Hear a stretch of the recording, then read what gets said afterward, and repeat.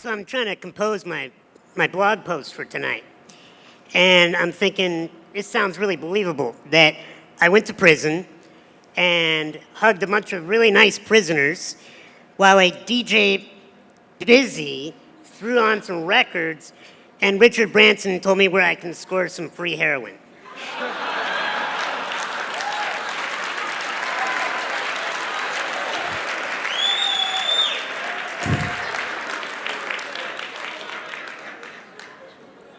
True story.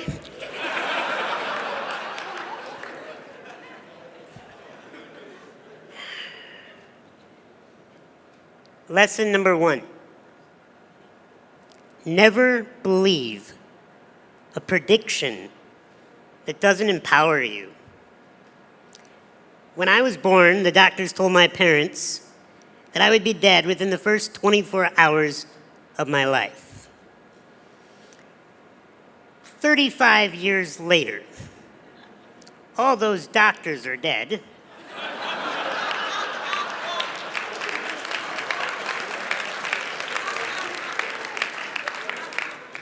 And I am the only doctor that remains.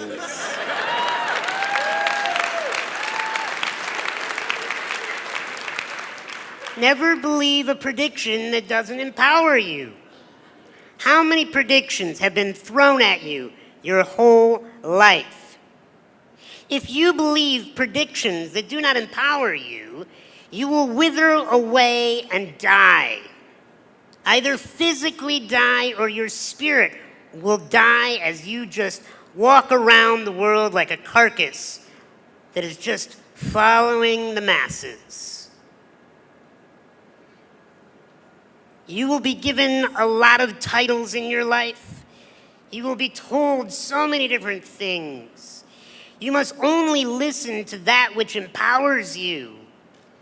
I have a belief that has served me in my life, and that is that everyone is rooting for me to win, even those that do not know it.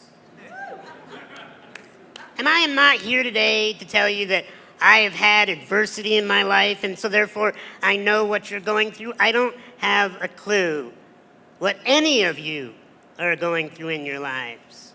I did not grow up in your neighborhoods, more than likely. I did not have your set of parents, nor do I live in your body. I have not had the events that you've had happen to you.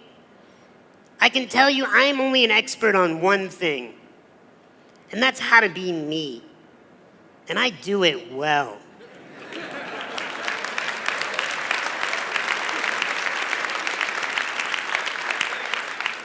But it's not come easily. I've gone through things that I don't wish upon anyone in this room. I've had metal rods pulled out of bone marrow while I was awake. I've had jaw infections where teeth had to be extracted and I can no longer chew my own food. I have to get up every day and be showered and cared for physically by another human being. Fortunately, she's a gorgeous woman that I married.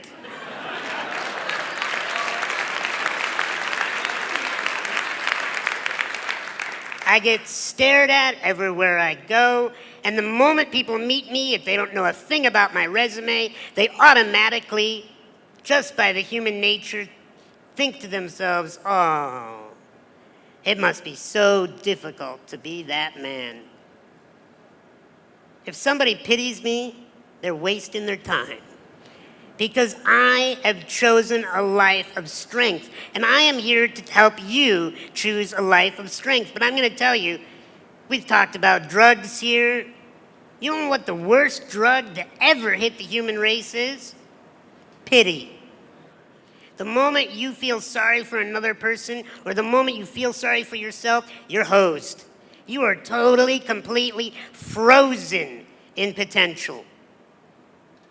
We cannot pity ourselves. We cannot pity you. Yes, I get to go home today.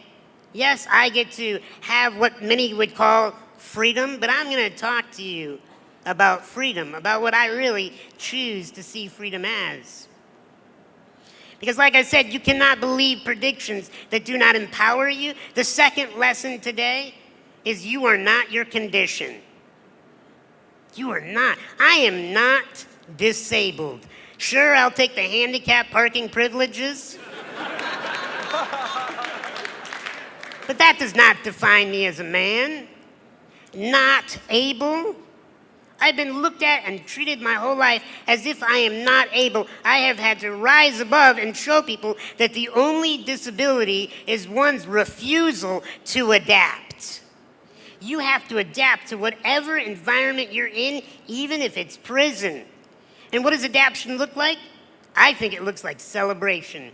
Because when you meet people that are celebrating their life, you want to be around them. You want to learn from them. You want to do business with them. You want to hire them. Look, if you do not want to be seen as a prisoner or a convict when you get out of this, or even while you're in this, then it's an attitude. It is a belief in yourself that you bring value to the human race, no matter what your current condition, title, or stature is. Because if I believe that I'm disabled, I would wither up, I would be shy, I would be insecure, I would be afraid, I would act like I need your help. And the rest of humanity would be okay with that. But I choose something else. I choose to be strong, I choose to be a leader, I choose to have words to move this planet. I'll tell you why I was born. And I hope it inspires you to find out why you were born. I was born to rid this world of insecurity. Because when a human being is insecure, they do stupid stuff. When we feel like we're not enough, we chase external validation and external objects to try to tell us we're enough. Thank you.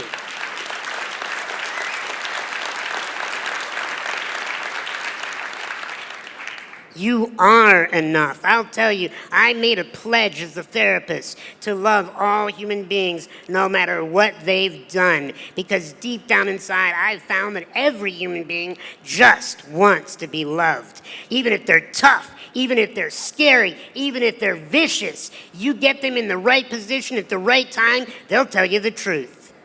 They just want to be loved.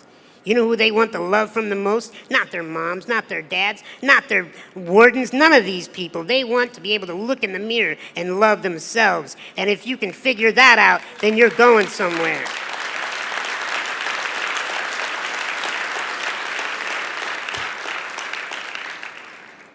But you cannot feel sorry for yourself.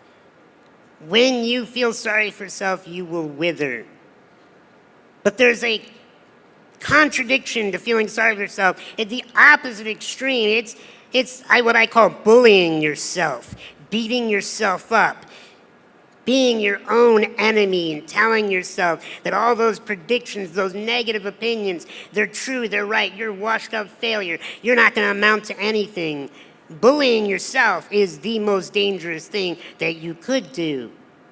You cannot afford to pity yourself. You cannot afford to bully yourself. You have to love yourself. Because the last lesson that I'm going to share with you today, that is, I'm going to teach you what the real prison is. It's not surrounded by barbed wire or electrical fences. The real prisons do not have guards. The real prison's up here. And we all got it. We all have a mind that chatters, so often won't stop chattering. Do you know where your salvation is? It's not outside these walls. I've met so many people that are so extremely successful and famous that are in prison because they're stuck in their minds, bullying themselves, pitying themselves. True freedom is dropping down out of that mind. And what my wife has taught me is drop into your heart, into mastering this beating thing that is more than just sending blood to the extremities. What is it doing? It's sending emotional possibilities, infinite possibilities of choice in our behavior, in our life, in our attitude. When you love yourself, whether you're sleeping on a prison cot or in a mansion Whether you have food in your belly or you don't know when your next meal is coming, when you love yourself, when you learn to master your emotions, then and only then are you free. I love you, each and every one of you, and I wish you freedom within these walls. God bless.